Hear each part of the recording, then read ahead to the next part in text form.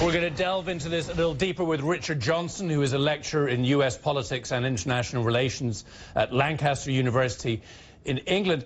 Richard, I mean, okay, a huge volume of tweets, 10 million tweets, 116,000 Instagram posts, was it?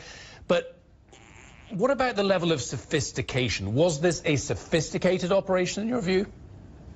I mean, it does seem that it was reasonably sophisticated in the sense that there was some of the same targeting efforts which are used by campaigns to identify key voter groups and based on demographics and location were used by, it seems, by Russian agents to diminish turnout, to turn people to a particular political persuasion. So I would say that these efforts, in terms of how they communicated with voters, were about as sophisticated as the campaign's communication tools themselves.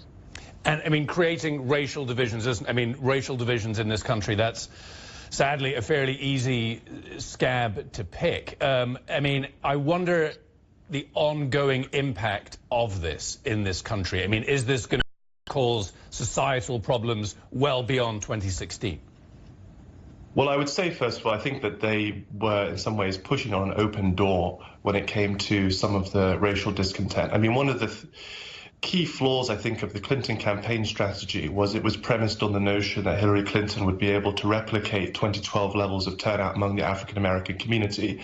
And if she had, then she would have won the election. She would have won those key states like Michigan and Wisconsin and Pennsylvania. But that was always going to be a difficult ask because Hillary Clinton didn't represent the same thing that Barack Obama did to African-American voters.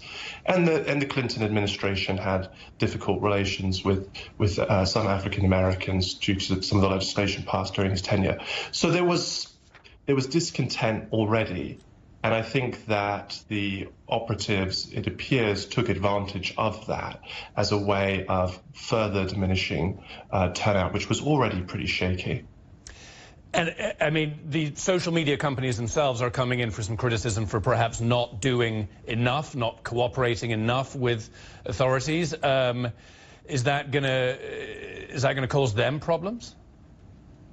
Well, I think that that's one of the places where reform and regulation needs to be targeted, is the companies which provide platforms that are so easily accessible by anonymous actors who can participate in democratic discourse with little accountability or even in full anonymity. And so I think that if there was to be some kind of federal level regulation, I think that would be the place to go. These are very powerful firms, and the United States has very open speech laws because of the First Amendment. So any efforts at reform have to be very carefully crafted to prevent them from facing judicial challenge, which I'm sure some of these companies might contemplate.